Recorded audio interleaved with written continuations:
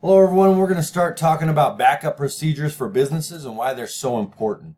The first process in understanding anything about backup procedures is a document management process. Without a document management process, it would be very hard to have your business understand why you're going to use backup and how we're going to back that up, and to allow everybody that works in the building to understand how to use the backup process. The document management is the process of handling documents in such a way that information can be created, shared, organized, and stored efficiently and appropriately. As such, learning how to create a document management system is critical for a business. For many businesses, the focus of a document management system is on the organization and storage of documents. They want to be able to store documents in an organized and secure way that will still allow documents to be found easily. Key word in that sentence there was easily. Setting up document management system involves three steps. They call it the rule of three. Create a document management plan, implement the document management plan, and follow through. We're going to talk a little bit about all three of those processes and what we can do to ensure that we're going to have the best document process for our business possible.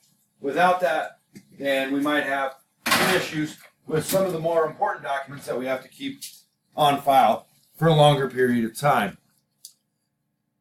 The creation of the document management plan is the first step. The implementation of the document management plan is the second step, and the follow-through of the plan is the third step. As you see here, invoices, payment reminders, letters, sales brochures, email balance sheets, spreadsheets, reports. All businesses create a variety of documents in this course of doing and keeping track of business. And to keep things organized, all businesses need to establish rules for creating documents. Are there in-house templates for some of the standard business documents, such as letters and invoices?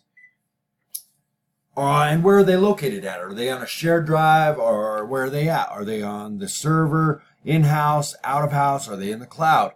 Is there any in-house style guidelines that need to be followed? And what they're talking about for guidelines and templates is, let's say Mike and Ron are working on a project together, and Mike saves a document, and the way that he saved it as his first name underscore his last name, and then he put the client's name as the third part.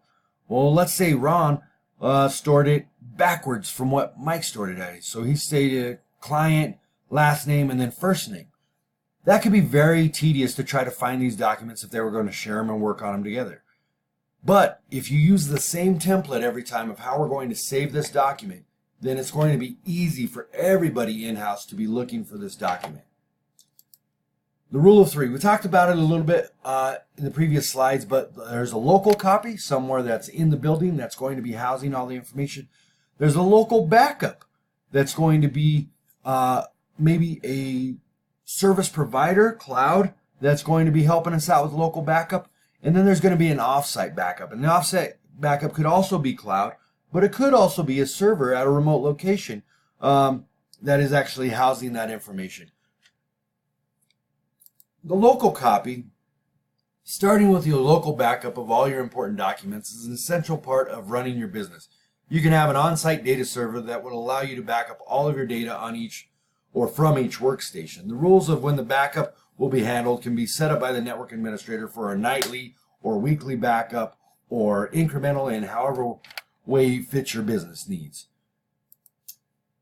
Local backup and cloud storage. What is cloud backup and recovery? Cloud backup is a service in which the data and applications on a business's server are backed up and stored on a remote server.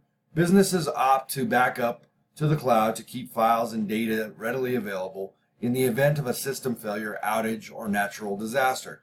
Cloud backup for businesses operates by copying and storing your server's files to a server in a different physical location. A business can back up some or all server files depending on its preference.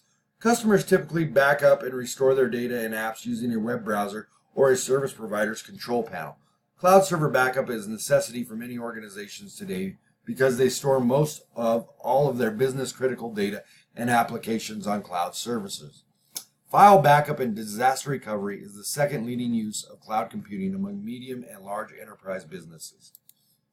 The offsite backup is a method of computer data backup involving the use of an offsite location as a means of securing in the event of a disaster. Traditionally, this is involved in using of magnetic tapes as well as other removable storage media. Currently, however, disk drives are becoming increasingly popular as they are oftentimes more convenient. As we know, in the world of technology, we have removable hard drives, 1 terabyte, 2 terabyte, and we can just take that with us anywhere. I have a little server at my house right now that is half the size of anybody's modem, but it can store up to 2 terabytes right there. And sometimes in a business, I mean, they can just be taking a lot of that data and compressing it and then putting it on these different types of media to store at a different location.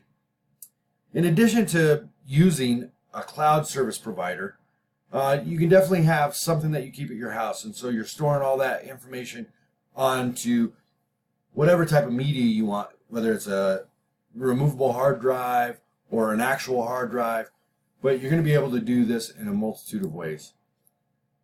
The summary of the backup and the systems of the document. More than half of the businesses that are victims of cyber attack or data breach are subsequently subject to public scrutiny and suffer losses in brand reputation, customer loyalty, and customer trust. As we've seen in the Target data breach, we've seen it in the Home Depot data breach. There's a lot of businesses out there that didn't listen when data breaches happen. And we ran through that in the case study and our discussion this week with Home Depot. You know, the POS systems were not operating on the correct operating system, which was causing a lot of issues. And then they didn't have any VLAN set up for those POS systems. But that's all right. More than 20% of businesses that experience data loss or suffer cyber attack lose customers as well. So when we're talking about why is it important, it's equally important to be saving your customers the headache of not having that reassurance that you are taking best care of that data that is being there. And so that is why we need to handle data procedures in an appropriate manner, especially when we're talking about off-site backup. It's my pleasure to do this today, and it was an extremely fun exercise. Thank you so much, and God bless.